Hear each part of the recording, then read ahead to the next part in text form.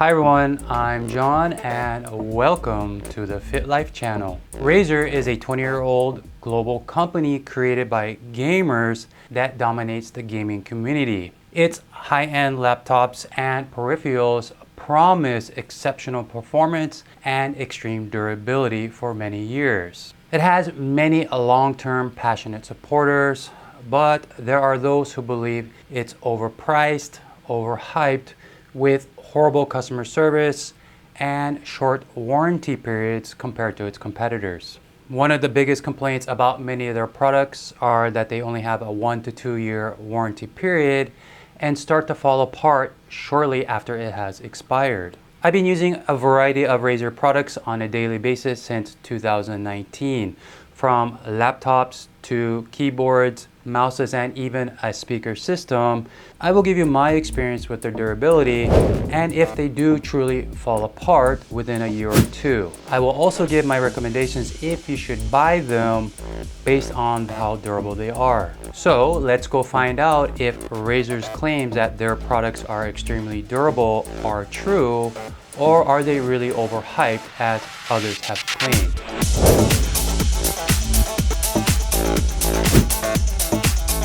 I have used all of these Razer devices on a daily basis for editing videos, photos, doing some web browsing, and watching videos with some light gaming 1 to 2 times a week.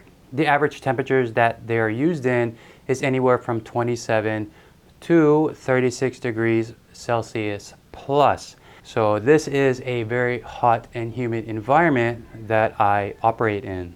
I do have a fan that blows air into my micro studio. However, most of the time it's only the mouse and keyboard receiving most of the air, with the laptop here only receiving just a little bit. All right, let's go over the first Razer device, my Razer Blade 15 mid-2019 laptop, and see how durable it has been for the past 6+ years. I have here the Razer Blade 15 mid-2019 laptop model, and I've been using this for about 5+ years. When it was released in 2019, Razer promoted it as the smallest and thinnest 15.6-inch laptop. Its most promoted feature is its durable, thin and sleek aluminum chassis. This model has the Intel 9750H with the GTX 1660 Ti. So that's a pretty hot combo, and then when you stuff it into this thin chassis, it overheats pretty quickly. And as you probably heard in the beginning of this video, the fans kicked up really high quickly. It's kept under my desk with minimal airflow reaching it. However, I've been using a laptop cooler with a 140mm fan for the past 2 years, and it does seem to keep the operating temps a few degrees lower. So the first issue I had with this laptop was that the battery started to bloat, and I have a feeling because of that hot CPU, GPU, and the thin chassis combined with my hot micro studio causes this to overheat pretty badly. It did cause some damage to the laptop itself. It was actually pushing up on the keyboard, and it was rubbing on the display whenever the lid was closed. It took me a while to figure out what was going on, but once I found the problem, I promptly removed the battery and I just run my laptop off of the wall outlet. So for the past 4 years, I've been running it off of the wall outlet with no issues whatsoever. And after that, I did add a laptop cooler, and most of the overheating has been kept within check. It only becomes an issue when temperatures reach 36 degrees Celsius and above, and I just stop using my laptop until temperatures get lower. And after 3 years, the finish on the lid here and also here on the base started to wear out in certain areas. I never used my laptop directly. I always had a mouse and keyboard hooked up to it, and you can see that I'm using an external monitor right here. I have a feeling the heat coming from this laptop and also my environment may have been the reason why the finish started to wear out like that. For the durability of the keyboard and the glass trackpad, I'm not too sure because I rarely use them. Just like I mentioned earlier, I've always used an external mouse and keyboard when using this laptop.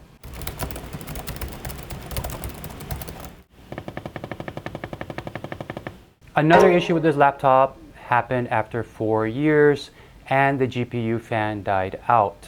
Replacing the GPU fan is very easy and it's very affordable now because this particular model is over 5 years old. Another issue after 4 years is the USB-A connector here started to become loose. So if I wanted to offload media files from my phone to my laptop, I had to make sure that I didn't bump the cable between them or I could lose the data being transferred. All right, so would I recommend this as a long-lasting, durable laptop for yourself? And I have to say, considering my micro studio temperatures and how thin this laptop has, yes, things were breaking down on it, but they were easy to fix or replace. And after 5 years, it's still going strong. I have very few issues with it. Probably the only issue I have is with Windows 11 and some of the bugs that they have. And it's one of the few gaming laptops that just doesn't scream gamer vibes all over the place. It's very sleek, it has a mature look to it. So if you work in an office environment or a professional type setting, this is probably a good choice to use instead of something that might be a little bit flashier or may not look as sleek. If you're planning to use this laptop in my type of environment, I would definitely recommend using it in an air-conditioned environment if you can. Get a really good laptop cooler or make sure that you have a source of fresh air constantly blowing on it to keep the temperatures down. So my Razer Blade 15 mid 2019 model is still going strong after 5 years despite some hiccups. Let's take a look at another Razer device, my Black Widow 10 keyless mechanical keyboard, and see if it's as durable as this one. I have here the Black Widow X 10 keyless version 1 mechanical keyboard and been using it for the past 4 years. Razer advertises it as a compact mechanical keyboard that uses Razer's green switches for optimal performance and quick activation. It has a durable aluminum top case and long-lasting switches. All right, what is the first issue I had with this keyboard? Well, after 2 years, I started to get some wear here on the cable to the point where you could actually see the wires inside. Because this USB-A cable for the keyboard is very stiff, and when you place it in this slot here, and you can see the opening right here to hold it in place, it starts to wear on the cable where it bends, causing those wires to expose. So this is not a fault of the user, but bad design choices by Razer themselves. So you can see here that I had to use electrical tape to cover up those exposed wires. Razer could have done a better job by using the flexible cables that they use on many of their mouses.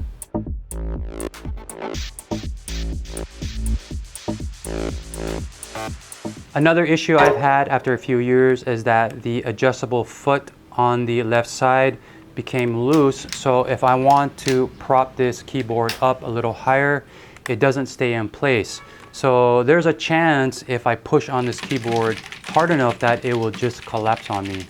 And another issue, after a few years, you can start to see the finish on many of these keys wear out. And the problem is that it feels sticky like permanently. So I don't know if this is caused by the oils on my hands using these keys frequently, or just Razer did not use a thick enough finish for the top of these keys. Now, Razer's claim that the top is very durable is true. I do have some small nicks here on the edges, but I don't see the finish being worn out like on the Razer Blade 15 laptop that I showed earlier. So does this keyboard have exceptional durability as Razer claims? After just a few years already having an issue with the cable, which is an important part of the keyboard, and also the foot here fail, that's not a good thing. Especially I've known people who have had mechanical keyboards last at least 10 years plus before having any issues at all. So this is unacceptable, especially with this being a gaming keyboard that's supposed to take a lot of abuse. So only get this keyboard if you own a Razer laptop and a Razer mouse and you want something to match the Razer aesthetics. Do not get it if you own another laptop or mouse from a different company. It's just not durable enough to last a long time, and the essential parts just failed on me too early. Let's take a look at some mouses from Razer and see if their durability is as bad as this, or perhaps as awesome as my Razer laptop. This is the Razer Death Adder Essential Gaming Mouse. Razer said it was inspired by the original Death Adder mouse from 2006. Its unique form offers supreme comfort for long gaming sections, and the switches are rated for 10 million clicks plus. And the sole reason I bought this mouse is because it's one of the few that fits my large hand. So while the switches didn't fail or the USB-A cable become frayed or damaged, right around the 2-year mark, the laser pointer here just stopped working. It was having issues with erratic movement and response times. So basically, I couldn't use this mouse anymore. And that was the only thing to fail on this mouse. Everything else still works fine, and you can see by looking at the finish, it's still pretty good. There's only some wear marks here on the right and left switches, of course from my fingers clicking them frequently. So while Razer's claim for this mouse that it is extremely durable, it does apply to the right and left buttons and the other ones here. However, it does not to the laser pointer itself. Would I still recommend this mouse? Well, because it's one of the few mouses that is affordable and can fit large hands, yes, I would go ahead if you're in the same situation as myself. If you're looking into trying a Razer mouse and you don't want to spend a lot of money, this is an excellent option because it's very affordable. If you do like it, well, you can always upgrade to a more expensive version in the future. Let's move on to another Razer device that I replaced this one with and was actually released in 2013. So this gaming mouse here is the Razer Hega Nex. It was originally released in 2013 and I've been using it for over a year. Razer markets this gaming mouse as a MOBA and RPG specific gaming mouse with mechanical customizable keys and extreme durability up to 10 million clicks, just like the Death Adder Essential.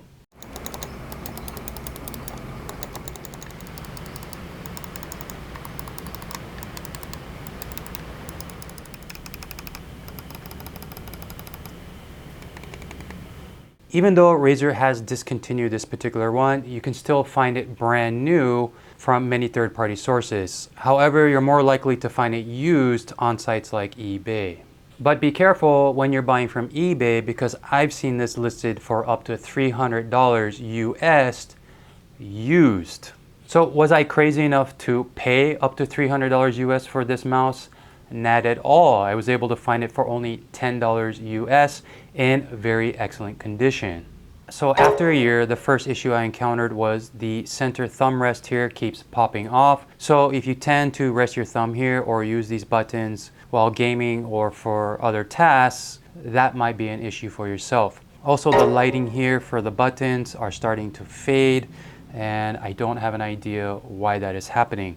But everything else for this mouse is still working well. No damage to the USB-A cable.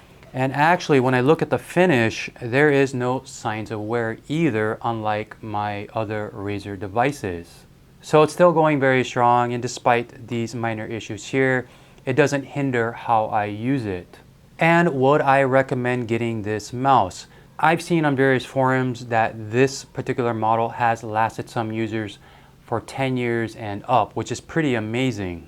However, I would only get this mouse if you're into collecting older Razer products. They do offer updated versions at lower price points that work with their newer software versions. I don't think it's worth spending up to $300 US for this particular mouse.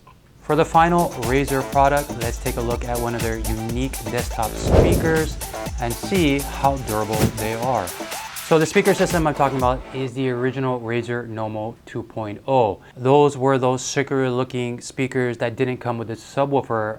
Unfortunately, I don't have it anymore because I sold it a few years ago, but I will go over my experience with them as far as how durable they were. So I did own them for about 3 years. Razer marketed them as a sleek, high fidelity gaming speaker system that produced clear, bass thumping, room filling sound. This is the only Razer product I've owned for some time where I didn't experience any issues. And surprisingly, the finish on the outside held up very well, but of course, I rarely touched it except when I needed to clean them. So would I recommend getting them? They do have a unique form factor which few speakers can match, and that is the #1 reason I bought them. They match well with Razer's laptops and peripherals with a similar finish and aesthetics. So if those features are important to you, yes, they are worth buying. However, Razer does offer a newer version with an included subwoofer. So did Razer's claims that their products offer extreme durability hold up to my 5+ years of using them? Personally, it seems their peripherals are the weak point in their lineup, with most having a failure at least a year or 2 after purchase, right after the warranty has expired, like some have claimed. Some parts of a peripheral, such as a mouse or keyboard, held up really well, while others seem like they weren't cut out to survive long under the frequent demanding stress of gaming. And while their laptops may seem overpriced, especially now in 2025, I can't deny the build quality overall is really good, especially for the chassis. While I did have some components fail, like the battery and GPU fan, it took longer than 3 years to happen and they were easy to replace, unlike parts on Razer's peripherals. So while Razer does stretch their claims on how extremely durable their products are, I can say confidently the Razer Blade 15 mid-2019 did hold up to that claim very well. And I'm sure you've seen throughout this video how much I've been sweating. My shirt is soaked.